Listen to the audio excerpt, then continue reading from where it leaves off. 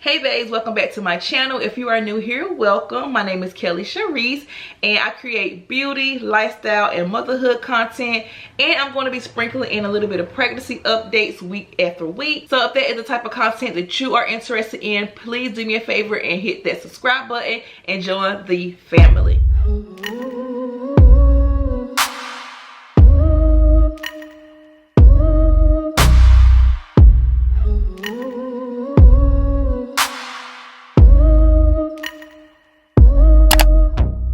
So if you missed my last video, I did just announce that your girl is expecting, and I did announce in that video that I will be bringing you guys along, documenting my journey. I'm going through my early symptoms, what symptoms that I experienced early on, good and bad, what complications that I've been having. I decided to make this type of video because I do remember when I was pregnant with my first son, I was on YouTube heavy, okay? I would look up and down, I searched high and low for these types of videos. So I'm hoping that I just help somebody out. Maybe we are experiencing the same type of symptoms, maybe we're not, which is okay because every pregnancy is different, but maybe we can relate in some sort of way. So again, if that is what you would like to see, then just keep on watching. Okay, so in this video I'm going to be updating you guys on weeks 5 through 8. I'm going to share with you what my symptoms were early on, what made me take a pregnancy test, how I knew I was pregnant, and so on and so forth. I did write down my symptoms as I was going along because I knew I was going to make this type of video, pregnancy updates. So yeah, I do have this guide that I am going to be going by. So if you see me looking down, girl, I'm just looking at my phone to remember, because pregnancy brain is real, okay? That's something that you will learn about later on in the series. All right, so week 5, I found out I was pregnant on December 14th, but prior to me taking that pregnancy test, I knew something was wrong because my cycle is pretty normal. I'm never 5 days late. Anything more than 5, something is up. Okay, normally I could be like 1 or 2 days off, but that is it. To be exact, I was 11 days late, okay, to be exact, and I just knew something was wrong. But before that, I was experiencing cramping. I had lower back cramping. I had abdomen cramping. My boobs were a little sore, a little tender. I did experience breakouts, and all of those are also signs of your cycle starting. So it really wasn't alarming to me that I was pregnant yet. The only thing, like I said, only reason I knew is because it got past that 5-day mark, and I was just like, something is up. But I still had hope that it was gonna come on, girl. But once it got to like 11 days, I was like, something ain't right. So I took the test December 14th. It came out positive, and your girl, your girl was shocked, okay? I was shocked. And I just was like, oh my God. So that was week 5, just a little bit of cramping, breakouts on my face, boob tenderness.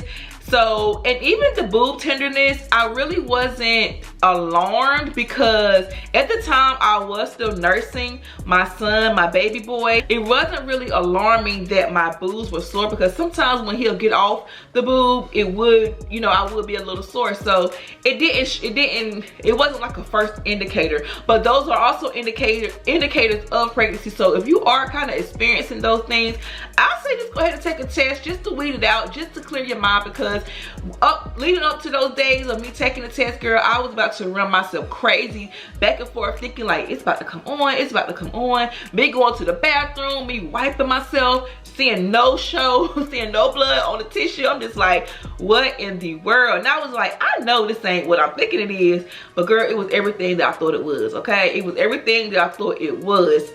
I do also want to mention that in week 5, I did go ahead and schedule my first ultrasound. So when I found out, I think I waited like a day or two to schedule that first doctor's appointment because I wanted to go ahead and get in there. They do not normally take you until around 8 weeks. So yeah, I wanted to go ahead and schedule that appointment because I wanted to get in there as soon as possible, just so I could get a confirmation from my doctor. Now, another symptom that I did experience during week 5 leading up to week 6 is frequent urination. I stayed at the bathroom. I stayed going to the bathroom. You may be wondering, like, well, your baby isn't that big yet, but I don't think it's more so of like your baby being a factor as to why you're, you know, urinating so frequently. I think it's the fact that your uterus is expanding. So girl, I was just going to the bathroom, peeing. Anytime that I drank water, any type of juice, anything that I drank, it will come right on out like seconds later, and I'm just like, OMG. So I really try to keep like my water intake down. I know that's kind of crazy because they suggest you to, you know, have to intake a lot of water, but I just got tired of going to the bathroom all the time. So that is another symptom that I did experience in week 5. I also started taking my prenatal vitamins during week 5, so I started taking them right away. I want to say about a couple of days after I found out I was pregnant, I went ahead and started taking them just to be on the safe side, just to go ahead and get that folic acid inside, you know, inside my body, so that baby can be developing as normal as possible. So yeah, I went ahead and started taking my prenatal vitamins pretty early on. The doctors do recommend that you do that, and I'm so glad I did. But yeah, I did start taking my prenatal vitamins as soon as possible. So moving into week 6, I already knew by this point that I was pregnant. I still wasn't having like really like big symptoms. I didn't experience any nausea or anything, no morning sickness. I was just, you know, you don't feel pregnant. You do not feel like you're pregnant. It's just the only thing that you can go by is if you miss your period. That is it. It's barely a baby on the inside of you. So it's like, you know, you got the positive, so now what? That's what I was thinking, like, okay, it's positive, but now what? I took 2 tests just to be sure, and both of them came out positive, y'all. So that was the only thing that I had to go by. Also during week 6, I was really tired. That is when the tiredness kicked in. I'm like, okay girl, you got to get your rest, because running around at the time with a 20-month-old and just, you know, with a teenager, and then I also have a 9-year-old, it was a lot on your girl. I was just tired. So I didn't know whether it was tired from being a mama to them all day, or was it the pregnancy. But I'm thinking it was the pregnancy, girl. I'm thinking it was the pregnancy, because I'm normally like not a tired person. I go to sleep on time. I go to sleep at, you know, about 9 o'clock, 9:30, I'm in the bed. So I was really tired. I was struggling to keep my eyes open during week 6. I do remember that vividly. Also leading up to week 7, this is when the nausea kicked in, girl. This is when the nausea kicked in. Your body at this point knows you're pregnant. Your brain knows you're pregnant. So yeah, everything was just, I could not get out of bed at this point. I was just like wanting to sleep and lay in bed all day, and that's not normally how I roll, okay? I'm normally up like 6 in the morning, on through the day. But week 7, the tiredness at this point was at an all-time high. My sense of smell has heightened. Oh my God. Anything sweet smelling, I could not stand. If you know me, you know I love Bath and Body Works candles. I love their White Barn line. Like, I just love candles from Bath and Body Works. One of my favorite candles from Bath and Body Works is Champagne Toast. But I couldn't even like Champagne Toast, because y'all, it made me sick. It made me want to throw up. It made me want to gag. Now at this point, I still didn't throw up, but I was just very nauseous. I remember just me being very nauseous all day. And to me, that's the worst feeling than actually throwing up, because when you're nauseous, it's like you can barely lift your head up because your head is just spinning. You can't smell anything because everything makes you just want to just throw up, and it's just the worst feeling ever. I remember cooking something and me eating, and instantly I couldn't eat it no more. Like, I just could not eat it. And a loss of appetite was also like an early symptom for me. I really literally could not eat as much as I used to. And that's normal during pregnancy, but it's like I would try to find little small frequent, little small meals to eat frequently throughout the day, because eating big meals for me was a no-no. Like, I could not stomach it. And anything triggered my nausea, no matter what it was. I do remember me vividly eating like a peanut butter and jelly sandwich, just trying to eat something light, and I couldn't do it. Like, I remember me trying to drink some sweet tea. I couldn't do it. So everything was just, it just made me so sick, and that was the worst feeling ever. Another symptom that I experienced early on was gas.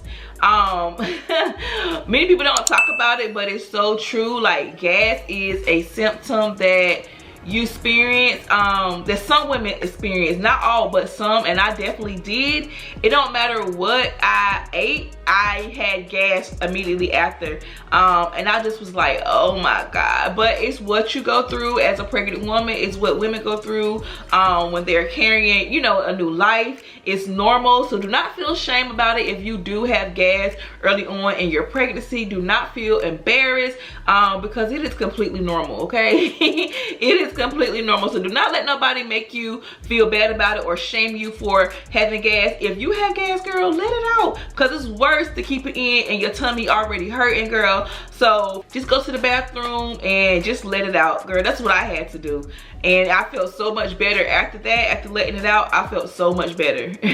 Another symptom that I experienced around like week 6 going into week 7 is bloating. Girl, I was so bloated. I already looked like I was like three months pregnant because I was so bloated. And bloating is another symptom of your cycle coming on. So it was just like I had a lot of early PMS / pregnancy symptoms all in that early week. But I was bloated, like the gas,